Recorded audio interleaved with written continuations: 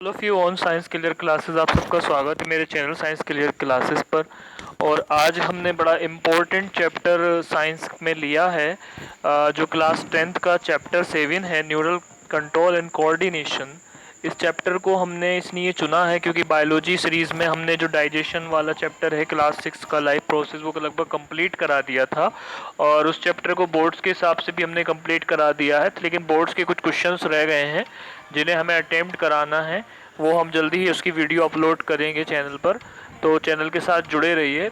इस चैनल में इस चैप्टर में हमने क्लास से इसको 2 पार्ट में बांटा है। यहाँ पर सिर्फ पार्ट 1 है, पार्ट 2 नेक्स्ट वीडियो में मैं आपको अपलोड करूँगा। तो इस पार्ट में केवल 1 पार्ट है, और शुरुआत में आपको सिर्फ ये बताया जाएगा कि ब्रेन क्या होता है, ब्रेन कैसे काम करता है, ब्रेन को कितनी तरह से डिवाइड किया गया है, और रेफ्लेक्स आर्क क्या होती हैं, रेफ्लेक्स आर्क किस तरीके से काम करती हैं। तो जुड़े रहिए फ्रेंड्स हमारे चैनल पर, और ये बहुत तरीके की आपको चीज़ें प्रोवाइड कराएंगे हम इस चैनल पर साइंस के लिए। और बहुत आपको समय समय पर हम अच्छी अच्छी चीज़ें आपके लिए कंटेंट लेकर आते रहते हैं। तो उसी कंटेंट में आज हमने जो वीडियो बनाई है वो वीडियो है क्लास 10th का chapter 7 neural control and coordination. थोड़ा सा हम रेफरेंस में समझेंगे कि न्यूरल शब्द कैसे आया, और न्यूरल कंट्रोल क्या होता है, कोऑर्डिनेशन क्या होता है। तो कंट्रोल की जहाँ तक बात है तो कंट्रोल का मतलब विल से होता है। जैसे मेरा दिल करता है कि मैं किसी अपने हाथ को एक ही जगह पे रखूं और चाहूं कि नहीं हटाऊं, तो that is my control on my hand. But coordination क्या होता है, एक नया टर्म है। जब सारे ऑर्गन्स मिलके किसी भी काम को परफॉर्म करते हैं, एक साथ कराते हैं, तो इसको एक कोऑर्डिनेशन कहते हैं। और ये कोऑर्डिनेशन बन जाता है जिससे कि कोई भी काम आसानी से होता रहता है, दैट इज कोऑर्डिनेशन। तो this chapter will consist of the two things, the neural control and coordination. ठीक है, this chapter is very important to the boards student which are appearing in the class 10th in 2021 exams, and also very useful to the AMU entrances, BHU entrances, and also Navodaya entrances, and also RRB, NTPC, where the science is asked and science questions is asked in all exams। ठीक है, तो हमने यहाँ पे सिर्फ part first को ही लिया है। We have taken only the first part of this chapter, chapter 7 neural control and coordination is very important chapter, and we have also included some notes of the science, because with the need of the notes you should attempt the understanding context of the subject। तो हमें यहाँ पे समझना है कि आपको किस तरीके से जो है इसको समझना है, न्यूरल कंट्रोल और कोऑर्डिनेशन को। हमारे चैनल पर जल्दी ही हमने एक नया विंग स्टार्ट किया है नीट के लिए। नीट 2020, नीट 2021 के टारगेट के लिए भी एक नया विंग शुरू किया है। तो हमारे चैनल पे जितना भी कंटेंट है वो सब आपके लिए मुफ्त है, तो इसे आसानी से इजीली जो है सब्सक्राइब करिए, और आपको ये सारा कंटेंट मिलता रहेगा। और जो हमारे पुराने व्यूवर्स हैं उनसे उनका बहुत बहुत शुक्रिया और बहुत ज़्यादा थैंक्स उनके लिए। और उनसे भी एक रिक्वेस्ट है कि वो ज़्यादा से ज़्यादा चैनल को जो है शेयर करें, ताकि जो है आज ज़्यादा से ज़्यादा लोग इससे जुड़ पाएँ। और इस पर जितना भी कंटेंट है वो सारे का सारा मुफ्त है, आप जानते ही हैं, इसमें किसी भी कंटेंट का कोई पैसा नहीं जाता है। तो जितना भी कंटेंट है आप उसका इस्तेमाल करिए, उसका फ़ायदा उठाइए। हमारी यही इच्छा है कि आप एग्ज़ाम्स को क्रैक करें, बोर्ड्स हों चाहे आपके एंट्रेंसेस एग्ज़ाम्स हों, आप अच्छे से उनको क्रैक कर पाएँ। इसीलिए जो है हमने ये चैनल बनाया है, और ये चैनल बिल्कुल मुफ्त में है, और इसको आप आसानी से जो है यूज़ करिए। तो ज़्यादा देर ना करते हुए हम अपनी वीडियो शुरू करेंगे। आज का चैप्टर क्लास 10th का chapter 7 neural control and coordination. ठीक है, हमारे पास जो सबसे पहली फिगर है वो देखिए ब्रेन है, ब्रेन इंटरनल की स्ट्रक्चर ऑफ ब्रेन है।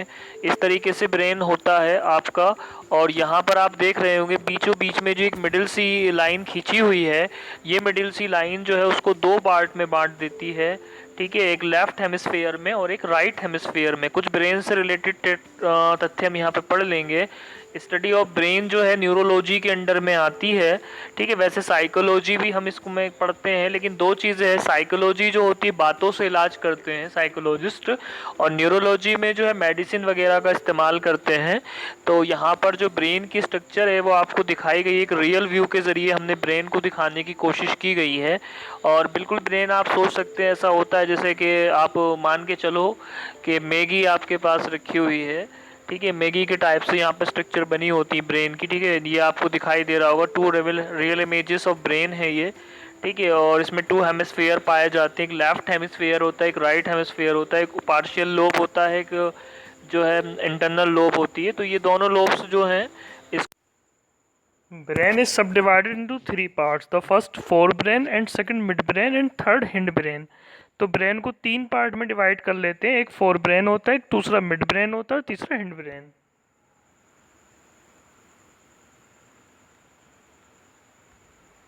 सिस्टम को हम 2 पार्ट में डिवाइड कर देते हैं, जैसा अभी हमने कहा, सेंट्रल नर्वस सिस्टम और पेरिफेरल नर्वस सिस्टम। तो सेंट्रल नर्वस सिस्टम में को हम एक डिवाइड करते हैं और एक पेरिफेरल नर्वस सिस्टम में डिवाइड कर देते हैं। सेंट्रल नर्वस सिस्टम जो होता है वो आपका एक तरीके से जो है पूरे सेंटर्ड यानी ब्रेन से रिलेटेड होता है, और जो पेरिफेरल नर्वस सिस्टम है वो आपका कनेक्ट होता है आपकी जो जितनी भी न्यूरॉन्स हैं और जितनी भी आपकी न्यूरॉन की स्ट्रक्चर, क्योंकि 9 क्लास में भी पढ़ चुके हैं आप, इसलिए हमने न्यूरॉन की स्ट्रक्चर को यहाँ फाइंड आउट नहीं किया है। और न्यूरॉन के बारे में आप जानते ही हैं, न्यूरॉन में एक एक्सॉन होती है, एक डेंड्राइट होती है। तो कुल मिला के जो है 2 तरह की एक्सॉन और डेंड्राइट होती है, और उसके अलावा जो है उसमें डेंड्राइट वगैरह होते हैं, और मेन बॉडी होती है, सेल बॉडी होती है। ठीक है, तो हम यहाँ पे बात करेंगे केवल ब्रेन की और ब्रेन से रिलेटेड सिस्टम की। तो ब्रेन में जो है मेनली क्या होता है, एक सेंट्रल नर्वस सिस्टम होता है और एक पेरिफेरल नर्वस सिस्टम होता है। ये दोनों सिस्टम मिलके ब्रेन को बनाते हैं। ये रियल इमेज है, और सेंट्रल नर्वस सिस्टम में कंसिस्ट करती है ब्रेन को। किसको कंसिस्ट करती है? ये ब्रेन को कंसिस्ट करती है। दिखा हुआ दिख रहा होगा आपको, स्क्रीन पर आ रहा है, central nervous system consist brain. ठीक है, उसके बाद जो पेरिफेरल नर्वस सिस्टम की अगर हम बात करें, तो पेरिफेरल सिस्टम जो कंसिस्ट करेगा वो 2 चीज़ों को कंसिस्ट करता है। पेरिफेरल नर्वस सिस्टम कंसिस्ट करता है 2 चीज़ों को। ठीक है, अभी स्क्रीन पे आपको दिखाई देगा, स्पाइनल कॉर्ड को और नर्व्स को। Peripheral system consist of spinal cord and nerves. आपको स्क्रीन पे दिखाई दे रहा होगा लिखा हुआ कि पेरिफेरल सिस्टम के अंदर 2 चीज़ें होती हैं, कि स्पाइनल कॉर्ड होता है और एक नर्व्स होता है। स्पाइनल कॉर्ड आपके पीछे सर के नीचे से लेके एनस के तक होता है। ठीक है, इसके बाद एक हमने फिगर दिखाई है यहाँ पे, इस तरीके से ब्रेन की रियलिस्टिक इमेज है, और ये इमेज जो है दिखाएगी आपको किस तरीके से हमारा जो अंदर से वर्किंग है वो ब्रेन करता है। इसे वर्किंग ऑफ ब्रेन में हम दिखाएंगे आपको, और आसानी से देख पाएंगे आपके जो है किस तरीके से स्ट्रक्चर, जैसे मैगी होती हैं इस तरह की स्ट्रक्चर यहाँ पे बनी रहती है ब्रेन के अंदर। एक और फिगर से हम पूरा नर्व्स का नेटवर्क समझेंगे, एक और वीडियो से। इस वीडियो में हम समझेंगे पूरा नर्व्स का नेटवर्क, आपको दिखाएंगे कि किस तरीके से नर्व्स का नेटवर्क होता है। देखिए यहाँ से जो है ब्रेन में आपको दिखाई दे रहा होगा, ब्रेन के पार्ट से ये बीचों बीच से ये स्ट्रक्चर आ रही है, और ये पूरा जो जाल है ये पूरी का पूरी बॉडी में इस तरीके से फैला रहता है, पूरी बॉडी को संदेश भेजता रहता है। ठीक है, तो अब हम थोड़ा सा जो है नोट से भी समझेंगे, थोड़ा सा भी स्क्रीन को हम साफ कर लेते हैं, यहाँ से नोट से समझेंगे कि हम क्या होता है। ठीक है, अगर हम बात करें नर्वस सिस्टम की, तो नर्वस सिस्टम 2 तरीके का होता है, जैसा हमने बताया। एक होता है सेंट्रल नर्वस सिस्टम और एक होता है आपका पेरिफेरल नर्वस। अगर सेंट्रल नर्वस सिस्टम में ब्रेन की बात करें, तो जैसा फिगर में दिख रहा है आपको, frontal lobe, temporal lobe, medulla oblongata, ये बिल्कुल जड़ होती है। सेरिबेलम इसके ऊपर होता है, स्पाइनल कॉर्ड नीचे लगा हुआ है। पेरिशियल लोब, ऑक्सीपिटल लोब, ये जो लोब आपको दिखाए रहे हैं, इस लोब का मतलब होता है कि आपकी ये जो स्ट्रक्चर है किसके लिए वर्क करती हैं। ठीक है, एक और इमेज से अभी दिखाएंगे आपको। सेंट्रल नर्वस सिस्टम की बात करेंगे, इसमें ब्रेन होता है और आपका क्या होता है, पेरिफेरल में पेरिफेरल नर्व्स होती है। ठीक है, ये स्ट्रक्चर इन्होंने कलर करके दिखाई है यहाँ पे। जो ग्रीन वाला पार्ट है ये जो है आपका हिंड ब्रेन को दिखाता है, और जो पीला वाला पार्ट है ये आपका मिड ब्रेन को दिखाता है, और ये जो आपका लाल वाला पार्ट है ये फोर ब्रेन को दिखाता है। तो ये तीनों पार्ट जो हैं आपके तरीके से ब्रेन को दर्शाते हैं। एक और इमेज से हम समझेंगे ब्रेन के बारे में थोड़ा अच्छे से, ताकि आपको क्लियर समझ में आ जाए। एक स्ट्रक्चर और दिखा रहे हैं हम यहाँ पे ब्रेन की, आपको देखिए ये फ्रंटल आई फील्ड है, फ्रंटल लोब दिख रही होगी। ठीक है, इसमें पार्शियल लोब, विजुअल एसोसिएशन यानी देखने के लिए यहाँ पे एसोसिएशन है, ऑडिटरी एसोसिएशन येलो कलर में दिखाया है, यानी यहाँ पर सुनने के लिए एसोसिएशन है। इस तरीके से कई सारे हमें यहाँ पे एसोसिएशन मिलेंगे, जिससे जो है हम उसको समझ सकते हैं फिगर को आसानी से। से और आसानी से ब्रेन को हम समझ सकते हैं। तो हम आप समझ गए हैं कि ब्रेन के 3 पार्ट होते हैं मेनली, एक फोर ब्रेन होता है, एक मिड ब्रेन होता है और एक हिंड ब्रेन होता है। ठीक है, फिर से हमने एक ब्रेन की इमेज को लिया है। जो बीचों बीच पार्ट होता है ये आपका आता है फोर ब्रेन से, और ये साइड से जो आएगा ये आएगा मिड ब्रेन से, और जो नीचे का पार्ट है ये आएगा हिंड ब्रेन से। तो ये तीनों पार्ट है। उसके बाद हम बात करेंगे रिफ्लेक्स आर्क की। रिफ्लेक्स आर्क क्या होती है, देखिए यहाँ पे दिखाया गया है, जब हम जैसे ही किसी गर्म चीज को छूते हैं तो गर्म चीज को छूने के बाद जो सेंसरी नर्व्स है ये हमारे स्पाइनल कॉर्ड तक ये संदेश पहुंचाती हैं कि जो है किसी चीज को हमने टच किया है। तो उसके बदले में जो मोटर नर्व्स होती हैं वो संदेश लाती हैं कि आपको हाथ जो है वहां से हटा लेना चाहिए, और हाथ एकदम हटा लेता है। देखिए ब्रेन के वर्क में और स्पाइनल कॉर्ड के वर्क में थोड़ा फर्क होता है। ब्रेन जो होता है कोऑर्डिनेट करके वर्क करता है। जैसे कि आपको कहीं पढ़ने जाना है तो आप सोचेंगे क्या बुक्स रखनी है, किस बुक्स को लेके जाना है, किस बुक्स को नहीं लेके जाना है। लेकिन रिफ्लेक्स आर्क के केस में वो सोचता नहीं है इतना, बल्कि क्या करता है सीधे से सीधे ब्रेन को पकड़ के जो है सीधे से सीधे बिल्कुल वहां पे वो स्पाइनल कॉर्ड एक्शन देके उसको अपना एक्शन करा देती है, और इस तरीके से वो उसको अपना वर्क करने देती है। अगर हम सेंटर्स की बात करें कि किस में कौन सा सेंटर होता है, तो सेरिबेरम जो होता है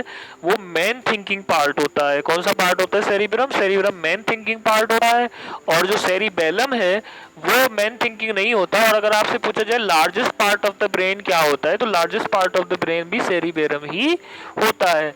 तो सेरिबेरम जो है मेन थिंकिंग पार्ट भी है और सबसे बड़ा पार्ट भी यही है, जिसकी वजह से जो है ब्रेन के अंदर जो है बहुत सारी चीज़ें सोचता रहता है और ब्रेन थिंकिंग करता रहता है।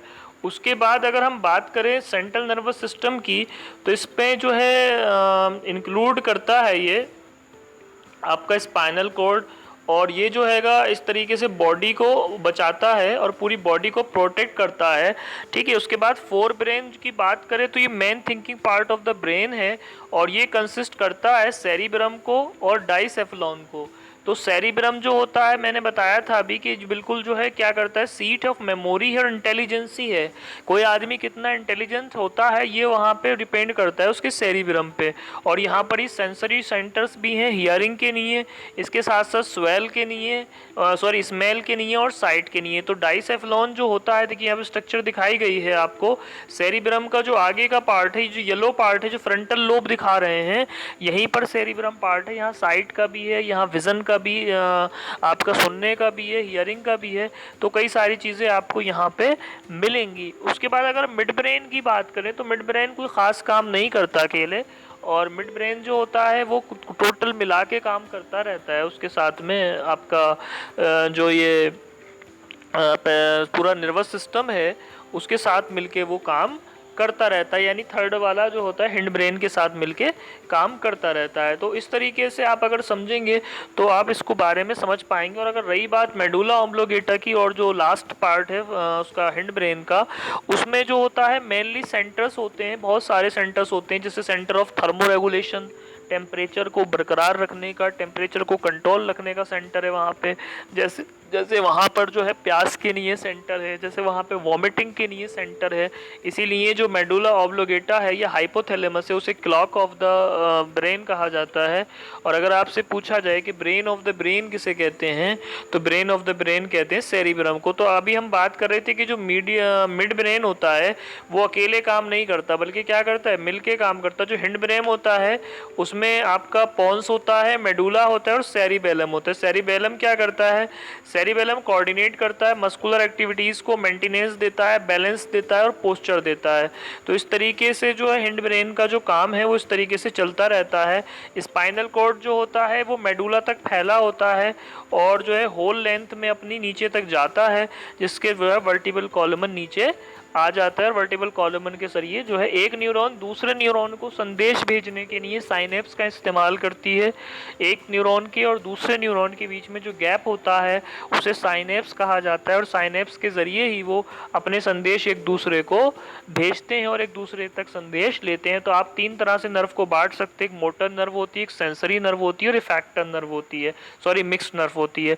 तो सेंसरी आपको सेंस देती है, मोटर आपको जो है क्या करती है, मोटर आपको जो है संदेश लाती है बदले में, यानी एक्शन लाती है, और मिक्स दोनों काम करती है।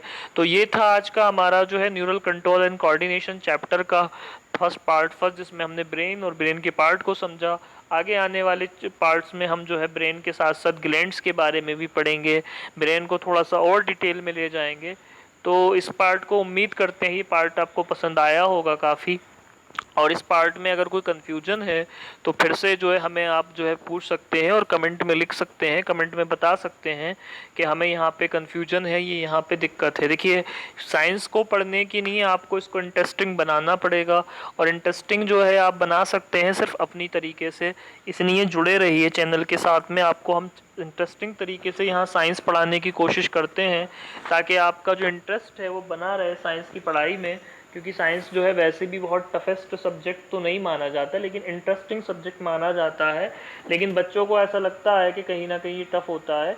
तो मेरा मानना ये है कि अगर आप अच्छे तरीके से तैयारी कर लेंगे तो ये जो इसकी टफनेस है ये आपको दूर हो जाएगी और आप आसानी से मज़े लेके और जो है एंजॉय के साथ स्टडी को कर पाएंगे।